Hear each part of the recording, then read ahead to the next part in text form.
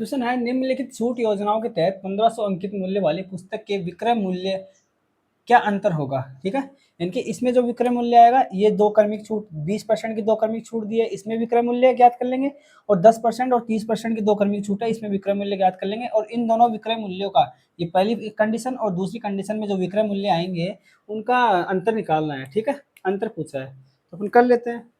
अपने को अंकित मूल्य क्या दे रखा है, 1500 रुपये दे रखा है। ठीक है, अंकित मूल्य क्या दे रखा है, 1500 रुपये दे रखा है। देखो फॉर्मूले से करना चाहे तो फॉर्मूले से भी कर सकते हैं। जैसे सेलिंग प्राइस बराबर होता है मार्क प्राइस यानी कि अंकित मूल्य into 1 minus discount percent upon 100। ठीक है, ये होता है सेलिंग प्राइस निकालने का, डिस्काउंट देते हैं तो। ठीक है, तो इससे भी निकाल सकते हैं, अपन डायरेक्ट भी कर लेते हैं। देखो अपने को सेलिंग प्राइस निकालनी है, अपने को ये पहली वाली सेलिंग प्राइस यानी कि SP1 निकालनी है। SP1 क्या होगी, सेलिंग प्राइस बराबर होगी 1500 अंकित मूल्य है इंटू पहली क्या छूट दे रहा है, 20% की 2 क्रमिक छूट दे रहा है, यानी कि 20% की एक छूट ये दे रहा है, फिर जो सेलिंग प्राइस देगी उस पर फिर से 20% की छूट दे रहा है, 2 क्रमिक छूट दे रहा है। ठीक है, तो 20% की छूट दे रहा है मतलब 100 पर 20 की छूट दे रहा है। इसका मतलब क्या हुआ, 100 पर 20 की छूट देंगे तो 100 में से 20 गया तो 80, यानी 100 पर 80 में बेच रहा है, 100 में से 80 में बेच रहा है। ठीक है, 80/100 कर सकते हैं। ठीक है, अब फिर से 20% की छूट दे रहा है, जो वैल्यू आएगी उस पर फिर से 20% की छूट दे रहा है, मतलब 100 पर 20 की छूट दे रहा है, तो 100 में से 20 गए तो 80/100, यानी कि 100 में से 80 में बेच रहा है। ठीक है, ये कर सकते हैं। इसको सोल्व कर लेंगे, इसको सोल्व करेंगे तो ये 2 बिंदु से ये 2 बिंदु कैंसिल, और ये 2 बिंदु से ये 2 बिंदु कैंसिल।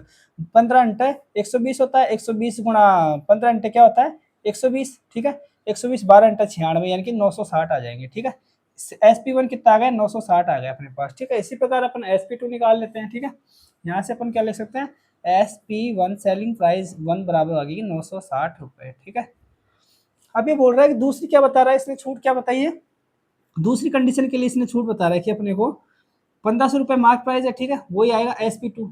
SP2 बराबर होगी 1500 मार्क प्राइस है इसकी। ठीक है, पहले क्या दे रहा है 10% की छूट, यानी कि 100 में से 10 की छूट दे रहा है। इसका मतलब 100 में से 90 में बेच रहा है, 100 में से 10 जाएंगे तो 90, 90/100 में बेच रहा है, मतलब 100 में से अगर 10 की छूट दे रहा है, 10% का मतलब क्या होता है 10/100।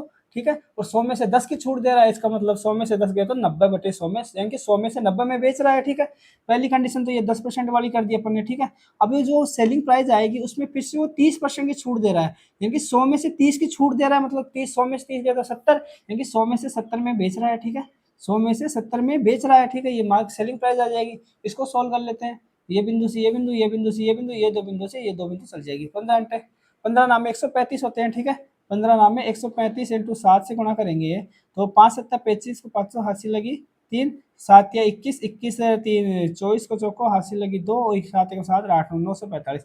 SP2 की वैल्यू कितनी आ गई अपने पास, 945 आ गई। ठीक है, 945। और उसने क्या बोला है कि विक्रय मूल्य क्या अंतर होगा, अंतर का पूछा है, यानी इन दोनों कंडीशनों में जो विक्रय मूल्य इसमें SP1 आया, इसमें SP2 आया, इन दोनों विक्रय मूल्य का अंतर पूछा है। तो विक्रय मूल्य का अंतर क्या आ जाएगा, SP1 माइनस SP2। SP2 बराबर कितना आ जाएगा 960 माइनस 945। ये करेंगे तो कितना आ जाएगा 15 आ जाएगा, ये अपना आंसर हो जाएगा। ठीक है, ये आंसर है।